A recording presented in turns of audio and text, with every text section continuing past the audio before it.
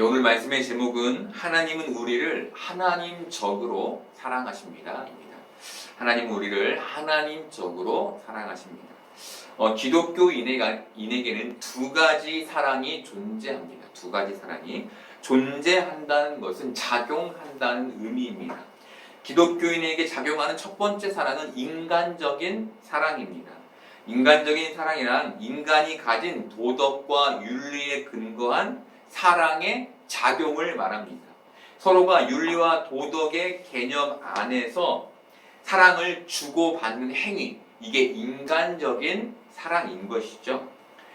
그리고 기독교인에게 작용하는 두 번째 사랑은 하나님적인 사랑입니다. 하나님적인 사랑이란 하나님께 근거한, 인간의 근거가 아닌, 인간의 윤리가 아닌 하나님께만 근거한 사랑을 말합니다. 대부분의 사람들은 기독교 안에서 인간적인 사랑을 기대합니다. 예를 들어 용서, 이해, 포용, 배려 등과 같은 사랑을 요구한다는 것이죠. 기독교라면 이런 모습을 나에게 보여줘 라고 생각한다는 겁니다. 그래서 하나님도 그래야 한다라고 생각합니다. 기독교인으로서 예배를 드리는데 하나님도 나를 기독교적, 인간적으로 사랑해 주시는 게 맞아라고 생각한다는 것이죠. 그런데 하나님은 우리를 하나님적으로 사랑하십니다. 그렇다면 하나님적인 사랑은 뭘까요? 하나님적인 사랑. 이것이 오늘 말씀을 통해서 함께 나눌 내용입니다. 오늘 성경은 예수님을 믿지 못한 사람들이 있었다라고 말합니다. 이들은 예수님의 죽음의 이유를 알지 못했습니다. 그 이유는 이들이 예수님께 도덕적이고 윤리적인 사랑을 기대했기 때문이었습니다. 다시 말하면 저를 통해 저가 나에게 이 일을 해줘야 돼. 사랑을 해줘야 돼. 배려를 해줘야 돼. 용서를 해줘야 돼. 이적을 이루어줘야 돼. 라는 그런 도덕적이고 윤리적인 사랑을 기대했다는 것이죠. 그런데 예수님은 이 도덕적인 행위를 이루시기 위해 이 땅에 오신 게 아니었습니다. 죄 많은 인간에게 천국을 보여주시기 위해, 그들을 구원하시기 위해 하나님적인 사랑을 담아 이 땅에 오신 것이었습니다. 요한복음에서 요한은 예수님의 십자가 사건을 영광이라고 표현합니다. 십자가 사건이 영광인 이유는 예수님의 죽음이 도덕적이고 윤리적인 죽음이 아니라 하나님 사랑이 담긴 죽음이었기 때문이었습니다. 여러분, 이것이 우리에게 주는 아주 중요한 통찰이 있습니다. 그것은 하나님이 이 세상을 향하여 긍정적인 사랑과 함께 부정적인 사랑도 행하신다는 겁니다. 우리가 기대하는 사랑은 긍정적인 사랑이죠. 그런데 부정적인 사랑도 행하신다는 겁니다. 이것이 바로 우리를 향하신 하나님적인 사랑이라는 겁니다. 여러분, 그래서 우리는 하나님의 긍정적인 사랑뿐만 아니라 부정적인 사랑까지도 받아들여야 하는 거예요. 하나님 이것은 아니지요가 아니라 하나님 이것도 하나님의 사랑이군요가 되어야 한다는 겁니다. 요한은 요한복음 3장 17, 18절에서 하나님의 이 긍정적이고 부정적인 사랑에 대해 이렇게 말합니다. 하나님이 그 아들을 세상에 보내신 것은 세상을 심판하려 하심이 아니요 그로 말미암아 세상이 구원을 받게 하려 하심이라. 그를 믿는 자는 심판을 받지 아니하는 것이요 믿지 아니하는 자는 하나님의 독생자의 이름을 믿지 아니함으로 벌써 심판을 받은 것입니다.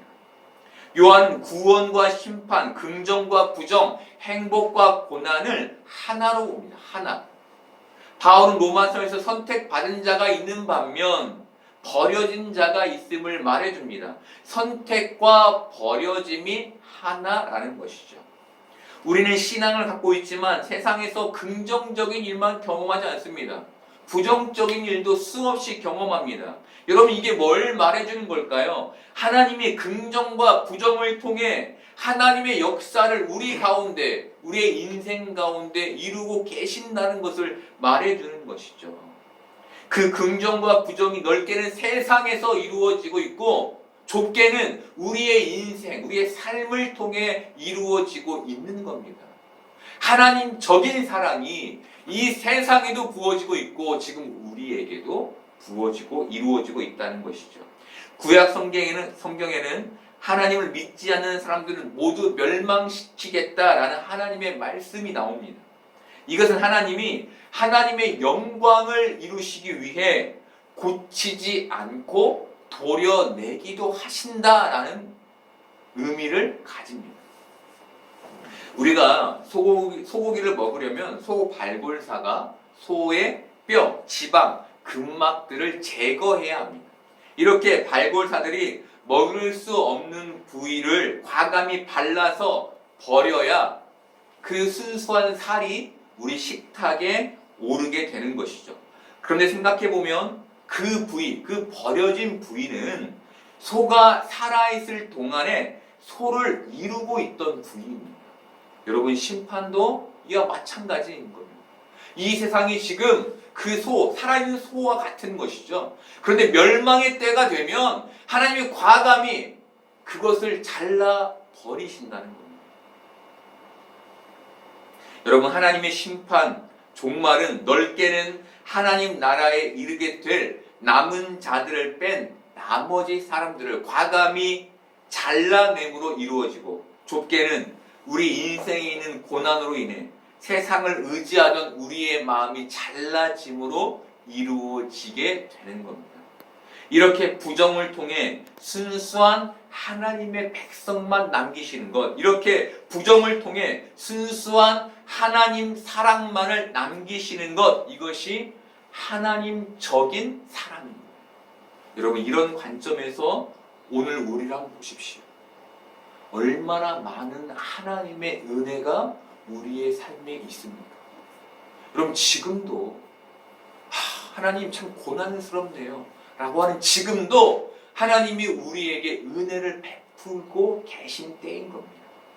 오늘 말씀 37절 보겠습니다. 이렇게 많은 표적을 그들 앞에서 행하셨으나 그를 믿지 아니하니. 여러분, 이 말씀은 우리에게 버려진 자들이 있음을 말해줍니다. 그런데 성경은 이것을 선지자 이사야의 말씀을 이루려 하심이라 라고 말합니다. 이 버림, 이 부정이 말씀을 이루시는 행위, 하나님의 영광을 이루시는 행위, 하나님적인 사랑을 이루시는, 나타내시는 행위라는 것이죠. 여러분, 하나님의 말씀이 반드시 이루어질까요? 그렇지 않을까요? 여러분, 하나님의 말씀이 반드시 이루어집니까? 아닙니까? 이루어지죠. 여러분, 하박국은 우리에게 이렇게 말해줍니다. 하박국서 2장 3절을 보겠습니다. 이 묵시는 정한 때가 있나니 그 종말이 속히 이르겠고 결코 거짓되지 아니하리라. 비록 더딜지라도 기다리라. 지체되지 않고 반드시 응하리라. 여러분, 하나님의 말씀이 비록 더딜지라도 반드시 응답된다는 것은 종말의 때, 심판의 때가 반드시 찾아온다는 의미를 담는 겁니다. 추석 시에는 저를 포함한 7명의 환자들이 추석을 받습니다. 이 중 저를 포함해서 3사람이 교회를 다닙니다. 어느 날 교회에 다니지 않은 한 남자분이 교회에 다니는 한 남자 집사님에게 이런 질문을 했습니다. 형님, 어떻게 해야 믿음을 갖게 돼요? 나는 아무리 해도 믿어지지 않던데. 그러자 그 남자 집사님이 이렇게 말을 해주었습니다. 야, 우리 교회에 와서 성경 맥을 들으면 한 번에 정리돼서 믿음을 갖게 돼. 이렇게 말을 해주었습니다. 요지는 성경을 모르기 때문에 믿지 못한다는 것이었습니다. 그런데 저는 이 얘기를 들으면 다른 생각을 하게 됐습니다. 구원은 하나님의 은혜입니다. 하나님이 사람에게 진리에 대한 궁금증을 넣어주셔야만 그 궁금증에 따라 믿음을 갖게 된다는 것입니다. 여러분, 누군가에게 믿음은 나의 힘으로, 나의 지식으로가 아닌 겁니다. 하나님이 그 안에 의심과 또한 의문과 진리에 대한 소망을 넣어 주실 때에 믿음을 갖게 되는 것이죠. 그래서 누군가에게는 믿어지는 복음이 누군가에게는 믿어지지 않는 것입니다. 이 모든 게 하나님은 하나님의 말씀을 이루는 과정이라고 말해 주는 것이죠. 다르게 말하면 뭡니까? 하나님이 심판을 이루시는 과정. 하나님이 이 세상에 하나님적인 사랑을 이루시는 과정이라는 거예요. 여러분, 고난에는 두 종류가 있습니다. 첫 번째는 믿음을 갖기 전에 고난입니다. 이 고난은 하나님이 사람들에게 믿음을 주시기 위해서 주시는 겁니다.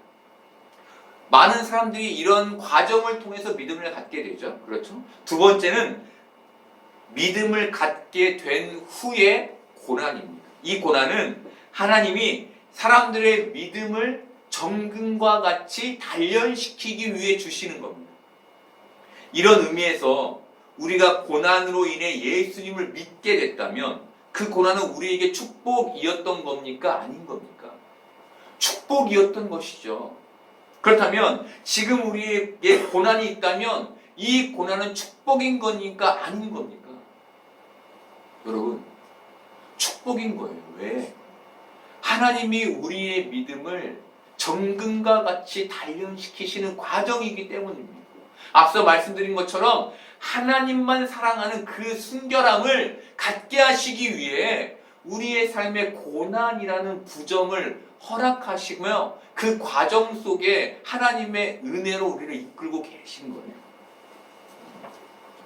여러분, 오늘 말씀 40절은 이사야 6장 10절을 인용한 말씀입니다. 이사야 6장 10절을 보겠습니다. 이 백성의 마음을 둔하게 하며 그들의 귀가 막히고 그들의 눈이 감기게 하라. 염려하건대 그들이 눈으로 보고 귀로 듣고 마음으로 깨닫고 다시 돌아와 고침을 받을까 하노라 하시기로. 이 말씀에서 둔하게 하며 라는 말은 살찌게 하라, 기름으로 덮이게 하라 라는 뜻입니다. 여러분, 하나님이 이사야에게 그들에게 듣기 좋은 소리를 해줘라 라고 말씀하신 걸까요?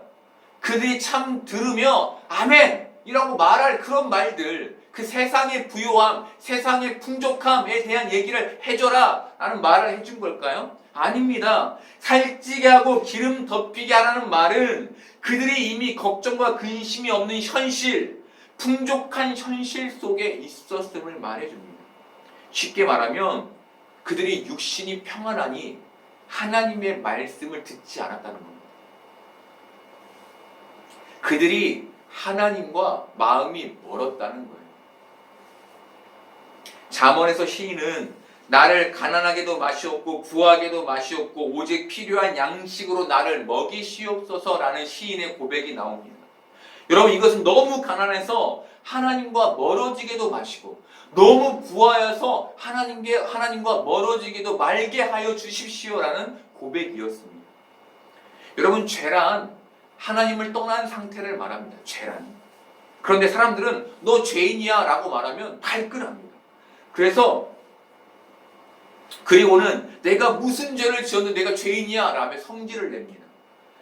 그래서 성경은 사람들에게 죄인이라고도 말하지만 사람이 부패했다라고도 말합니다. 부패했다.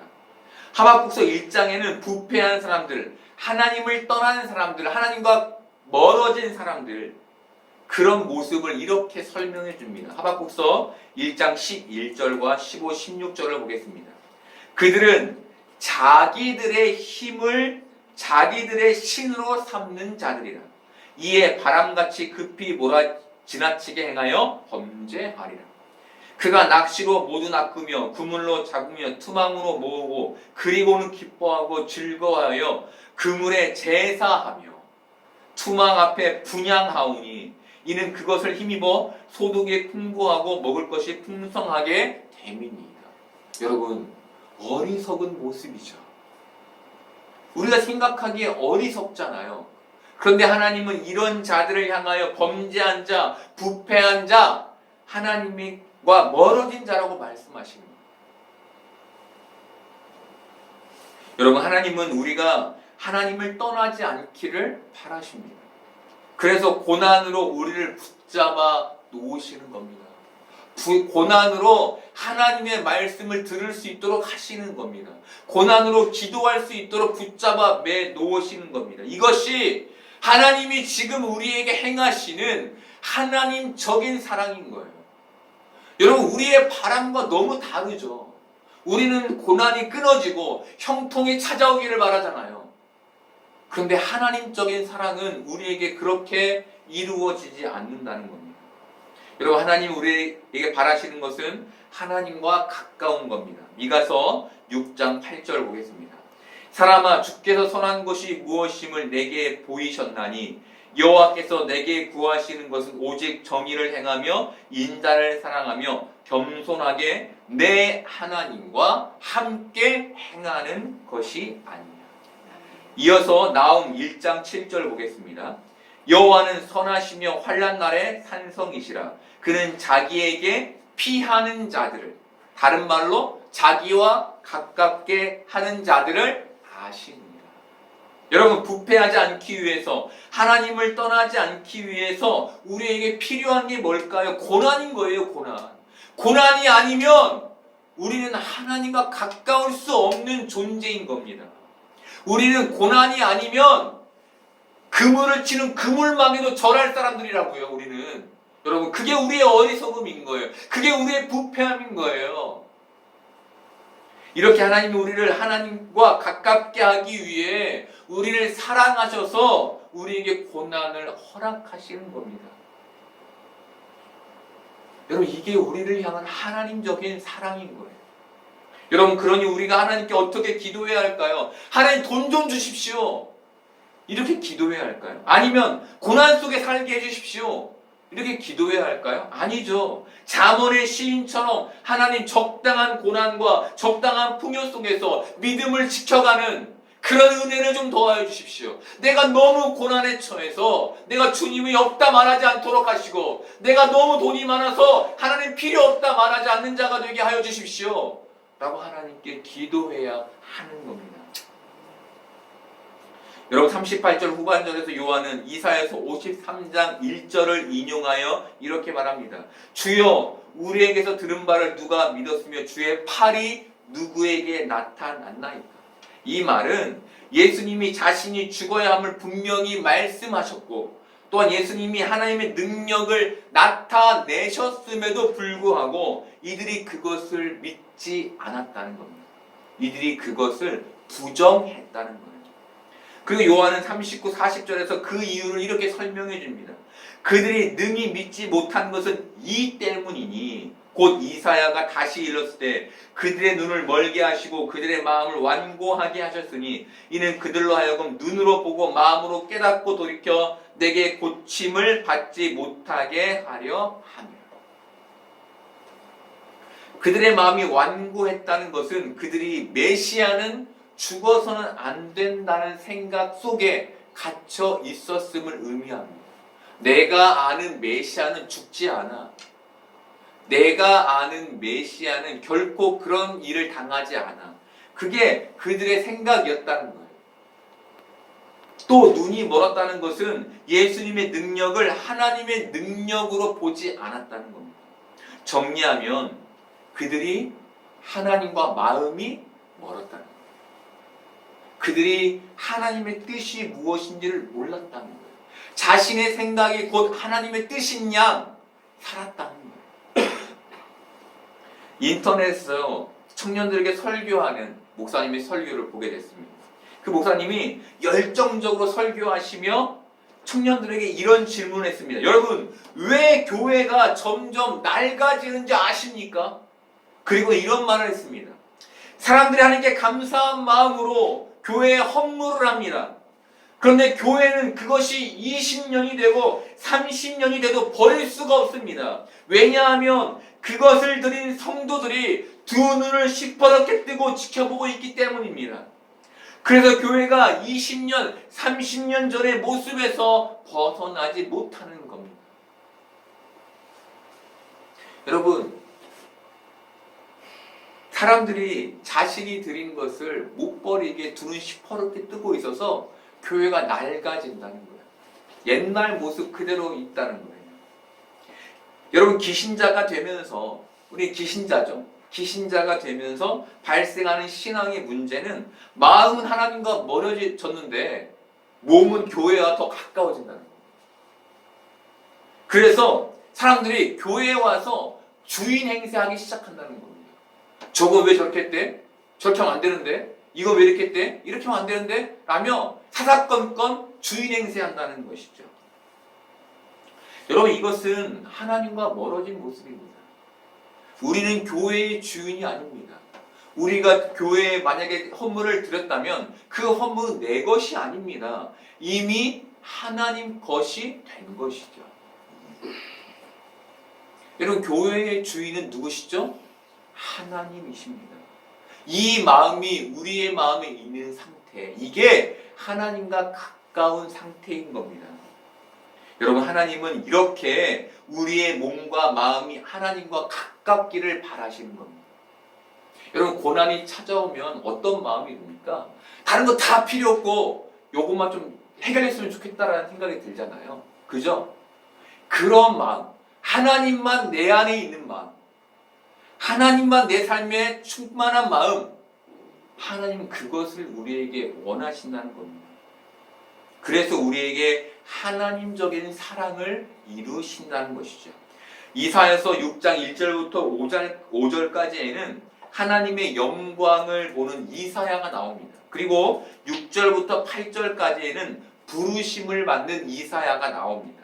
그런데 하나님은 이사야를 부르시며 이사야에게 부정적인 소명을 허락하십니다. 부정적인 소명. 그것은 저들로 알아듣지 못하게 하라는 소명이었습니다. 요한은 바로 이 이사야서 6장 10절을 인용하여 요한복음 12장 40절을 기록했습니다. 여러분, 왜 하나님은 주님을 알지 못하게 하라는 소명을 이사야에게 내리신 걸까요? 왜? 여러분, 이것은 부정적인 소명이 아닙니다. 부정적인 현상을 설명한 겁니다. 하나님과 멀어져 있는 저들, 이 유다의 백성들을 설명하기 위한 하나님의 방법이었던 것이죠. 이에 이사야는 하나님, 제가 언제까지 이 일을 해야 합니까? 라고 물었습니다. 그때 하나님이 이사야에게 해주신 말씀이 이사야에서 6장 11절 후반절부터 12절까지입니다. 성읍들은 황폐하여 주민이 없으며 가옥들에는 사람이 없고 이 토지는 황폐하게 되며 여호와께서 사람들을 멀리 옮기셔서 이 땅 가운데 황폐한 곳이 많을 때까지니라. 하나님, 언제까지 제가 저들의 귀를 어둡게 해야 합니까? 라고 이사야가 물었을 때 저들이 고난 가운데 빠질 때까지다. 저들이 고난 가운데 헤맬 때까지이다.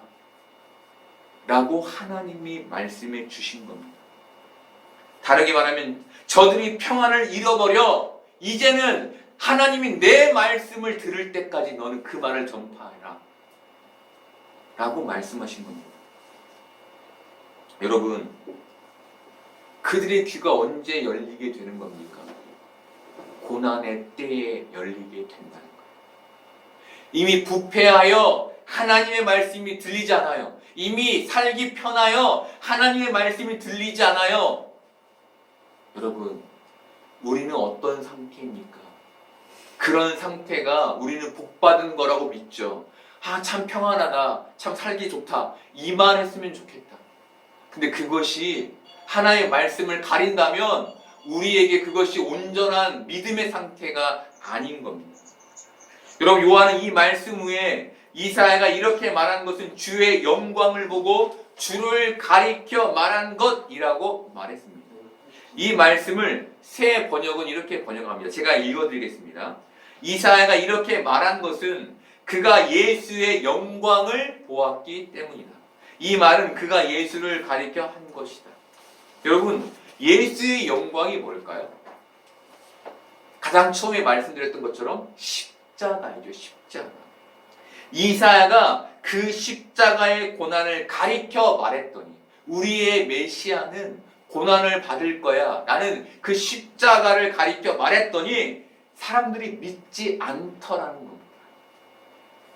그런데 42절에 어떻게 시작됩니까? 그러나 관리 중에 예수님을 믿는 자가 많았으나 바리새인들 때문에 드러나게 말하지 못했다라고 말합니다.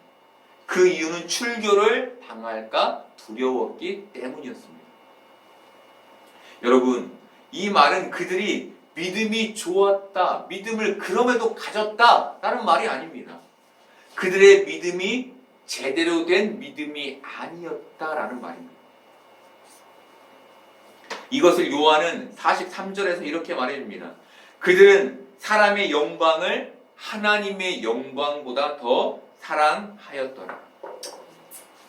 여러분, 십자가의 영광을 사랑하지 않고 사람의 영광을 더 사랑했다는 거예요. 십자가의 영광은 뭐예요? 고난이잖아요. 거기에 담겨있는 하나님의 역사를, 하나님의 인도를 받아들이지 못하고, 아니 나는 그건 됐고 난 사람의 영광이면 돼. 그러니까 나는 지금은 내가 믿음이 있지만 지금은 조금 믿음을 표현하지 않을 거예요. 이렇게 말했다는 겁니다. 여러분, 그들이 믿음을 가지고 있으면서도 세상을 더 사랑하는 거예요. 그들의 귀가 살쪄 있었던 거예요. 그들의 부와 명예가 그들의 마음을 살찌게 해서 예수 그리스도의 그 영광에 참여하지 못하게 만든 거예요. 그 고난에, 내 믿음을 밝히면 내가 고난에 처하게 되니까, 내가 출교를 당하게 되니까, 내가 지금껏 가지고 있던, 나를 평안하게 했던 부와 명예를 잃게 되니까 그게 싫어서. 여러분, 그들이 어땠던 겁니까? 이사야 시대의 유다의 백성들과 똑같았던 거예요. 그들이 하나님적인 사랑을 받아들이지 못했던 거예요. 여러분, 하나님은 우리를 인간적으로 사랑하지 않으십니다. 여러분, 우리를 인간적으로 사랑하지 않으세요. 하나님은 우리를 하나님의 방식대로 사랑하세요. 이게 바로 하나님적인 사랑인 거예요. 여러분, 지금 우리에게는 하나님적인 사랑이 부어지고 있습니다. 그러니 여러분, 하나님 앞에서 여러분의 삶이 긍정적일 때도 감사하시고 부정적일 때도 감사하시기를 바랍니다. 여러분, 우리가 이 세상에서 이 하나님적인 사랑을 깨달을 때, 그 사랑을 받아들일 때 우리의 신앙은 더욱 성숙한 신앙을 갖게 될 겁니다. 믿음으로 무엇인가를 따내고 취하려고 하는 것이 우리는 되게 믿음이 있음으로 생각해 왔잖아요. 여러분, 그게 아닌 거예요. 진짜 믿음은 하나님적인 사랑을 마음에 받아들이고 부정적인 삶이 다가와도 하나님 감사, 하나님 찬양을 내 입술로 고백할 수 있는 거예요. 우리가 기억해야 할 것은 지금 우리가 그렇게 만들어지고 있다는 겁니다. 누구에 의해서? 하나님에 의해서. 나를 사랑하시는 하나님이 우리를 그렇게 정금과 같이 만들어가고 계신다는 것이죠. 여러분, 이런 관점에서 지금 우리 안에, 우리에게, 우리의 삶에 하나님의 사랑이 너무 가득하지 않습니까? 이 놀라운 은혜 속에서 그 은혜를 깨달음으로 고난 중에도 찬양하며 감사하는 복된 여러분 되기를 소망합니다. 아멘.